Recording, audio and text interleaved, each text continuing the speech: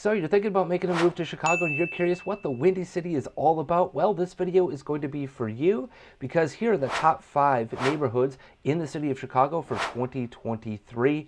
A surely to be highly contentious list, no doubt about it. People love the neighborhoods that they live in, and it speaks to personality, it speaks to wants and needs and how they want to live.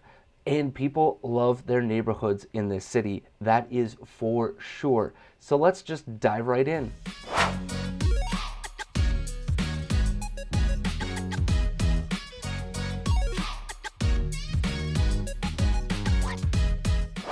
If you're new to the channel and you want to know about living in Chicago, make sure you hit that subscribe button, ding the notification bell so that you can become the first to know about the current marketplace in Chicago. I'm Andrew Coppins with Exit Strategy Realty. I get calls, emails, texts, DMs every single day from people just like you looking to make a move to Chicago. So whether your move is coming in 9 days or 90 days, make sure that you reach out to me, shoot me a text, send me an email, hit up that phone, or send me a DM. All of the information on how you can contact me is in the description of this video. So like I said up front, we're going to talk about the 5 best neighborhoods in the city of Chicago for 2023. So let's just rip the band-aid off of what is going to be a highly contentious effort. Number 5 on my list is the neighborhood of Bucktown. You can find this just a little bit west and a little bit north of downtown. And for me, this is one of the best quiet neighborhoods in the city while you're still close to downtown. Tree-lined streets. It is located just north of Wicker Park as well, one of the hottest neighborhoods over the last decade in the city.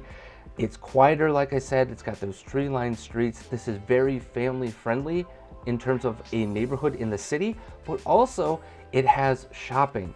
It has great restaurants. It also has something for the barfly out there, for the single people, but this is not a neighborhood full of high-rises. This isn't a neighborhood full of massive apartment buildings, although there are some of them that do exist. They exist more on the main streets like Milwaukee or North, so you can find them in those areas. But overall speaking, this is a neighborhood that is great for the family, taking the walks on those streets and enjoying single-family homes.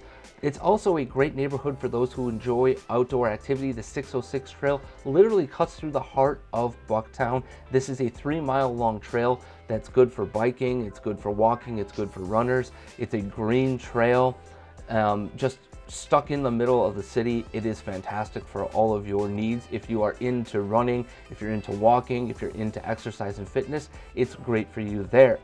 Great food, like I said, exists here, but you're not going to find a ton of the national chains in this neighborhood. This is more locally based, the mom and pop restaurants. There's some really cool places that you need to check out.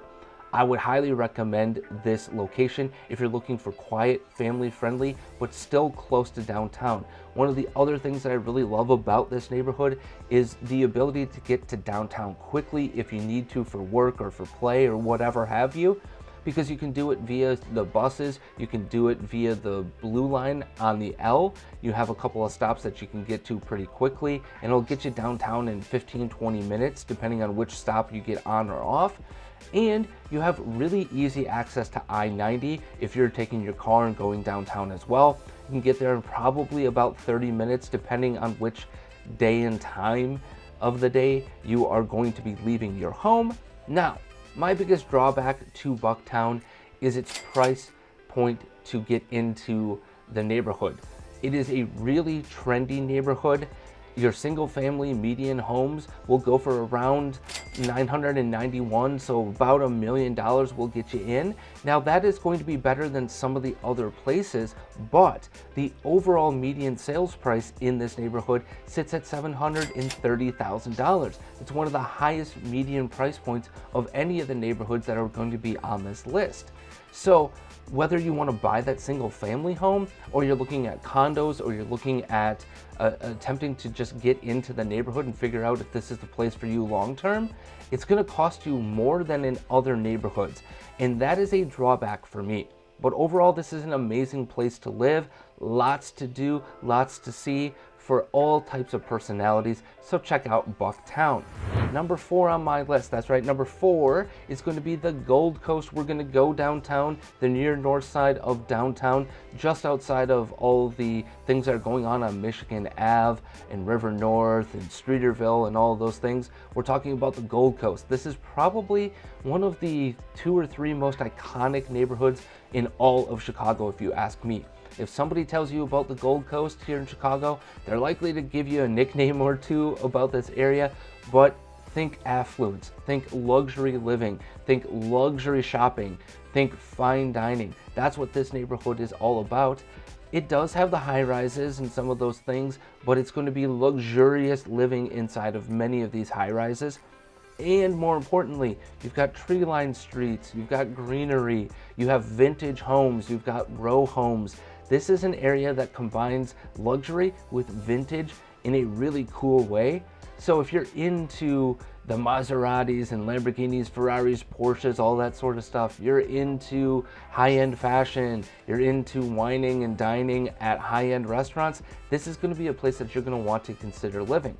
Now, the good news is that some cases you can find that luxury style living at a pretty decent price point, but the drawback here is that this is a very high-end neighborhood, and if you're not into that type of a lifestyle, this neighborhood is not going to be for you.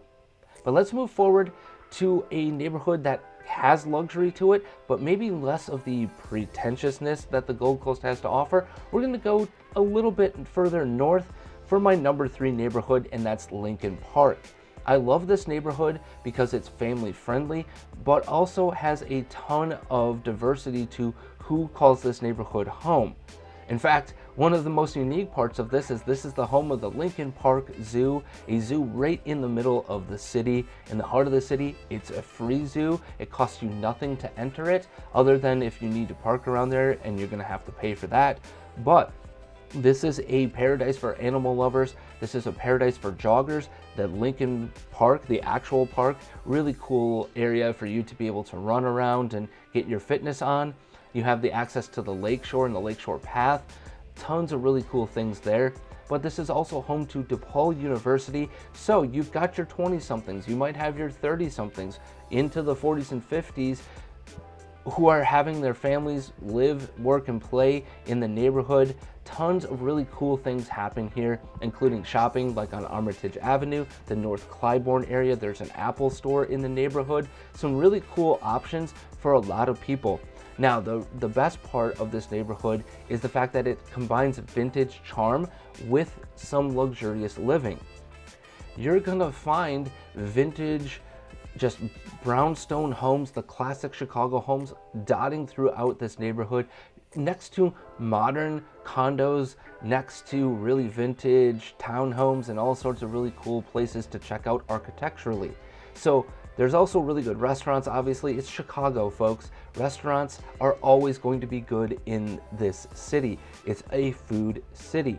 So the drawback, though, is got to be taxes in this neighborhood. It's one of the highest tax neighborhoods in all of the city, and your median sales price to enter into this location, into this neighborhood, is going to be $615,000, and your standalone single family home, well, that's around $1.7 million. So compare that to Bucktown. You might have a little more value overall in this neighborhood because of the diversity of the housing options compared to Bucktown. But if you want to get into that single family home, Bucktown's actually likely to cost you less than Lincoln Park, especially when it comes to taxes and all the other things that add up to buying a home in these neighborhoods. So taxes being so high, there are special assessment districts that you need to know about within this neighborhood as well. So consider that when you're making your move. But if none of that matters to you and you're talking about the ability to live, work, and play in the neighborhood, this is a really good option for you. But let's get to number 2 on that list, and that's going to bring us to the West Loop. Yes, we're going to get close to downtown here, and it is not just one of the hottest neighborhoods in all of Chicago. It's actually one of the hottest neighborhoods in the entire country when it comes to home sales and the valuations of homes and the increased value of living in this neighborhood. And why? Well, because 15, 20 years ago, this neighborhood was dead as a doornail. You just didn't cross over the highway all that often unless you wanted to get to Halstead Street, and that was about it. The rest of this neighborhood was industrial. It was kind of dead as a doornail. Now it's one of the most vibrant areas in the city. It's got a great food scene. It is highly walkable. You can easily get to downtown. Hello, West Loop means it's just west of the Loop, which means if you're working downtown, this is a great option for you. There's easy public transportation, whether that's the Halstead bus, whether that's looking at the Green Line, and you're probably only a 10-minute walk from anything that you need to get to in terms of transportation options that'll get you downtown or other areas in the city. Easily one of the best transportation neighborhoods in all of Chicago. Now, if you're into food, like I said before, one of the best food scenes in the entire city exists in this area. My advice, check out Bar Sienna, check out Avec, check out Federales, check out Au Cheval for burgers, one of the best burgers in publications as the best burger in Chicago. And here's a hidden gem for you in this neighborhood. Check out Oriole, a 13-course Japanese style meal for you if you're into that sort of thing. Not my cup of tea, mainly because of some other food allergies and food sensitivities, but if that's you, check it out, a great place to go to. Now, the biggest drawback is that it is so hyper popular. And the reality with that hyper popularity is the fact that, unfortunately, it's going to cost you a pretty penny to live in this neighborhood. Now, the good news is that you can get into loft style 1 and 2 bedrooms. The good news is that there are high rises for those that like the amenities of the high rises or the security that a high rise can provide you. But there are great options from condos to single family homes to townhomes in this area. But it is going to cost you a pretty penny. And well, unfortunately, just like Lincoln Park, the taxes in this area, they used to be super low. They're not anymore. Over the last 5 years, the home values have skyrocketed. The taxes have more than tripled in this area. But overall, it is really hard to beat living, working, and playing in this neighborhood. So who beats it out? What neighborhood could possibly beat out the West Loop? Well, for me, my number one is Lakeview. You want to talk about walkability. You want to talk about the public transportation options. This neighborhood has it all. No matter if you're living near North Halstead or East Lakeview, if you want to live in a high rise, if you want to live in a condo, if you want to live in a single family home, this neighborhood has probably the most diverse of the options for you to live. In fact, I said this on my Exploring Lakeview video. If you want to spend $150,000, you could easily do it and live in this neighborhood. You want to spend $6 million, you can easily do it and live in this neighborhood. There are tons of options, whether you're a sports fan, Wrigley Field is here in the neighborhood, or you've got other activities like X Golf, you've got tons of bowling options. There are tons of things for sports people to do in this neighborhood. You want activity? Well, you've got the Maravitz Golf Course, one of the public golf courses here in Chicago, right on the lake. A really cool place to check out there. You've got the Lakeshore Path, tons of parks, tons of areas for you to work out. And if you're into the nightlife, this is a great neighborhood for you too. You've got Wrigleyville and all of its options. You've got North Halstead for the LGBTQ crowd. You've got East Lakeview, you've got multiple breweries, you've got tons of shopping, you've got the Music Box Theater, you've got all sorts of options to entertain yourself. In fact, I would suggest that if you choose to live in Lakeview, you never really need to leave this neighborhood to find great options for food, for shopping, for entertainment, for sports, for activity outdoors. It's just a great neighborhood overall. But its drawback is this: the barrier to entry for single family homes can be quite high. And what do I mean by quite high? Well, the average home kind of goes for in the $2 to $3 million range.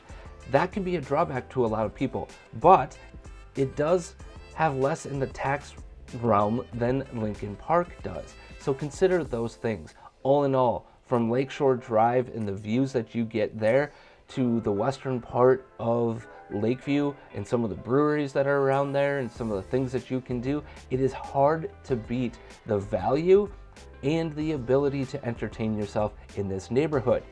Now, earlier I told you I was going to give you a hidden gem, and I'm about to deliver on that because you're going to want to check out the neighborhood of Beverly, all the way on the southwest side of the city. This is an example of just how expansive the city can be, because once you enter this neighborhood, you might think to yourself, am I in the burbs? Am I not in Chicago anymore? Because it looks different, it feels different. It has rolling hills, there are large lots, tons of greenery, really cool architecture. It doesn't feel like you're living in the city, but you are in the city. It's known for Frank Lloyd Wright type architecture. It's one of the parts of the city that's got those rolling hills to it that don't really exist elsewhere. Beverly feels different, and for the people that live there, that is the point. Now, for me, the reason why I love this neighborhood is if you're into education, it's got one of the best schools that you could possibly think of in the city of Chicago to attend. People actually test into this school and then move into the neighborhood. It also has some really great food options and one of my best breweries in the city at Horse Thief Hollow. Again, that's Horse Thief Hollow. Check it out. But the biggest drawback is the fact that there are no really great public transportation options. You're gonna need a car, and it can take you a while to get into downtown if you need it. But again, to those that are living here in Beverly, that's kind of the point. I don't want to have to go into downtown. I want to have a really cool place to live. And hidden gem about this, hidden gem of a neighborhood, check out the St. Patrick's Day parade in this neighborhood. This is an Irish American enclave, or at least it used to be. So there's a ton of history in this neighborhood in that direction. So if that's what you're into, I would suggest checking out Beverly. The home prices, the entry here is way, way less than some of the other places that I've talked about. About $340,000 can get you a nice home in this area. With that being said, until next time, let's keep looking around Chicago.